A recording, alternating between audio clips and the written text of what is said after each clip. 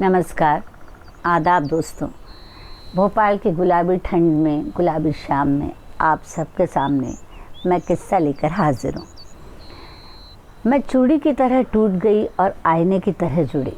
मैं चूड़ी की तरह टूट गई और आईने की तरह जुड़ी, इसलिए मैं खुद भी नहीं जानती मुकम्मल तौर से कि मैं टूटी या जुड़ी।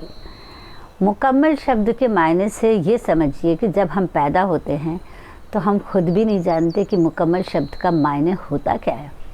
दरअसल हुआ ये कि हर बच्चा ये सोचता है कि जैसा वो पैदा होता है वो मुकम्मल है। ये दुनिया होती है, वो एहसास दिलाती है कि आप मुकम्मल नहीं हो। तो ऐसे ही एक किस्से को लेकर मैं आप सबसे मुखातिब हूँ, जिसका नाम है अच्छी बच्ची। अच्छी बच्ची जब पैदा हुई तब वो अपने 4 या 5 भाइयों में 5वें नंबर की थी और तब उसे ज़रा भी पता नहीं था कि मुकम्मल होना क्या होता है। सब इंसानों से एक जैसे ही लगते थे। और अच्छी बच्ची दिन भर माँ से दूध के लिए मचलती, बुक्का फाड़ के रोती और दिन भर माँ का पल्लू पकड़े घूमती। संयुक्त परिवार में, और वो भी 4-4, 5-5 भाई बहनों के बाद अच्छी बच्ची को इतनी तवज्जो नहीं मिलती और माँ उल्टे तंगी हो जाती। तो बहुधा पहले संयुक्त परिवार में ऐसा ही होता था कि बच्चे माएँ नहीं पालती थी। जो सबसे बड़ी वाली लड़की रहती थी वो सब बच्चों को पालने का काम करती थी। तो उस अच्छी बच्ची के लिए उसकी बड़ी बहन ही उसकी माँ हो गई। अच्छी बच्ची बहुत बुक्का फाड़ के रोया करती थी। बड़ी बहन ने उसे समझाया कि देखो, लड़कियाँ इतने ज़ोर से नहीं रोती। अब बताइए भला, इतनी छोटी सी बच्ची को ये बात कैसे समझ में आएगी। पर हम लड़कियों को हमेशा से ही सहने की अपार क्षमता, धैर्य की अपार क्षमता और बदलने की अपार क्षमता सिखाई जाती है। तो अच्छी बच्ची ने भी धीरे धीरे अपने आप को ढाल दिया। अब वो दबे पाँव बिस्तर से उतरती और बिल्कुल आवाज़ नहीं करती, रोती नहीं, लेकिन उसे रातें बहुत डरावनी लगती थी। इसलिए वो शाम होते से बड़ी बहन के बिस्तर में घुस जाती। थोड़े दिन बीत गए, अच्छी बच्ची बड़ी होने लगी। अचानक से सब चौंक पड़े। अच्छी बच्ची का रंग रूप एकदम सांवला तो नहीं कहेंगे, काला ही कहेंगे। आप रेसिज्म में तो आप ऐसा नहीं बोल सकते, पर उस समय काला ही बोलते थे। तो काला और एकदम दुबली पतली कृशकाय, और सारे भाई बहन अच्छे, हेल्दी, गोरे, सुंदर, सब चौंक पड़े। अच्छी बच्ची भी थोड़ा सा आईना देख के चौंकी। और जब क्या कहते हैं, सब भाई बहनों ने उसे चिढ़ाना शुरू किया कि हम तो तुझे घूरे से उठाकर लाए हैं, तब तो मानो अच्छी बच्ची पे पहाड़ टूट पड़ा। अच्छी बच्ची आईने में रोज़ अपने आप को देखती, हर आने जाने वाले से गोरे होने का फॉर्मूला पूछती, और जो गोरा होता उसके पास जो साबुन होता, तो जैसे मेहमान आते घर में 2-2 रुपये 5-5 रुपये दे के जाते थे, अपने पैसे इकट्ठे करती और उसके बाद उन पैसों से वो साबुन मंगाती और साबुन से नहा के देखती कि वो गोरी हुई कि नहीं। लेकिन ये सिलसिला चलता रहा और अच्छी बच्ची लेकिन इस चक्कर में भावुक हो गई। वो सचमुच में सोचने लगी कि उसे घूरे से उठा के लाए हैं, और वो चुपचाप छुप के डायरी लिखने लगी। उसमें वो लिखती कि ये परिवार वाले लोग कितने अच्छे हैं, मुझे कितना अपनी बच्ची की तरह प्यार करते हैं, जबकि मैं इनकी बच्ची नहीं हूँ। ऐसे ही बहुत दिन बीतते गए, धीरे धीरे दिन गुजरते चले गए। लेकिन धीरे धीरे अच्छी बच्ची स्कूल जाने लगी। लेकिन अच्छी बच्ची स्कूल जाने से कतराने भी लगी। उसे कभी पेट दर्द का बहाना मार के, कभी कुछ करके, धीरे धीरे अच्छी बच्ची ने अपने आप को इस तरीके से कर लिया कि वो कम से कम स्कूल जा सके। तो हुआ यूँ कि वो अपनी सारी ताकत, पढ़ने में बहुत होशियार थे, पर वो अपनी सारी ताकत जो है गोरे होने में लगाने लगी। पापा ने एक दिन देखा तो उन्होंने उसको बुलाया और बड़े प्यार से समझाया और उससे पूछा। तो उसने सुबकते हुए बताया पापा को कि सब लोग इतने सुंदर गोरे हैं, मैं ही क्यों ऐसी हूँ।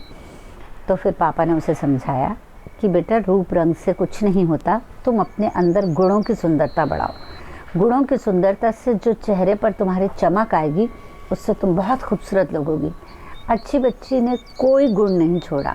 दुनिया की सारी चीज़ें उसने की। नृत्य उससे आने लगा, पेंटिंग वो करती, कविताएं लिखती, अच्छा बोलती, लोगों से अच्छा व्यवहार करती। इस तरह से अच्छी बच्ची ने अपने अंदर गुण पैदा किए और पढ़ने में तो बहुत होशियार थी। एक नमूना मैं आपको ये भी बताऊं, लेकिन दुनिया का रवैया कितना ख़राब है। किसी कारणवश अच्छी बच्ची की बहन एग्ज़ाम नहीं दे पाई, तो वो दोनों एक साथ क्लास में आ गई। उससे क्या हुआ कि दोनों ये था कॉलेज में ये पता चला कि इनमें से एक बहन बहुत होशियार है पढ़ने में और एक सेकंड डिवीज़न है।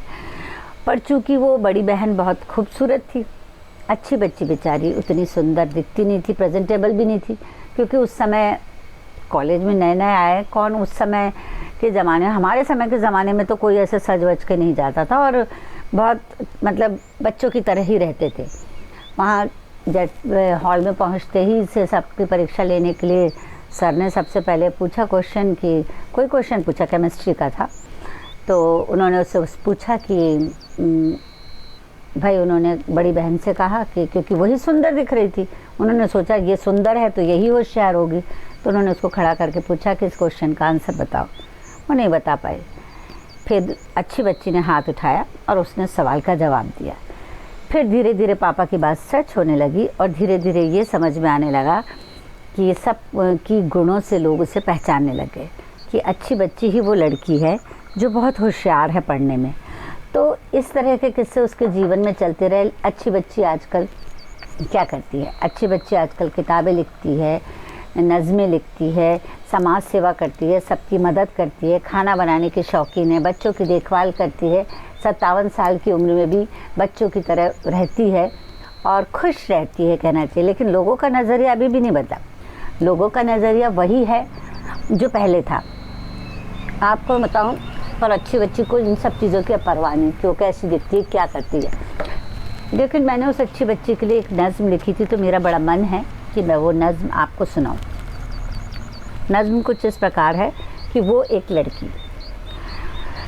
लड़की जो दिलेर थी कभी, एक लड़की जो दिलेर थी कभी, जब पैदा हुई थी तो रो रो कर पैर पटक कर अपने अस्तित्व को दर्शाने की कोशिश करने लगी। पर नज़र पड़ते ही अपनी माँ पर, माँ की बेचारगी ने उसे सहना सिखाया। अपनी अहमियत दिखाने की ज़रूरत हुई तुम्हें कैसे, ज़माने की नज़रों में यह नज़र आया। और बस तभी से पहिया पहिया चलने से स्कूल से कॉलेज तक, कॉलेज से मंडप तक बस सहमी हुई है। कभी जो दिलेर होने की कोशिश करती है बेशर्म कहलाई जाती है। लोगों को चालाक न नज़र आए इसलिए झट फिर सहम जाती है। मानो सहमना तो उसकी नियति है। उस लड़की से मेरा एक अजीब सा रिश्ता है, उस लड़की से मेरा एक अजीब सा रिश्ता है, उसमें मुझे अपना बचपन दिखता है। तो पेट से बोली नन्ही लड़की, चाहिए मुझको भी एक खिड़की। तो शुक्रिया दोस्तों, अगले किस्से के साथ मैं फिर आपसे मुखातिब होंगी। नमस्कार।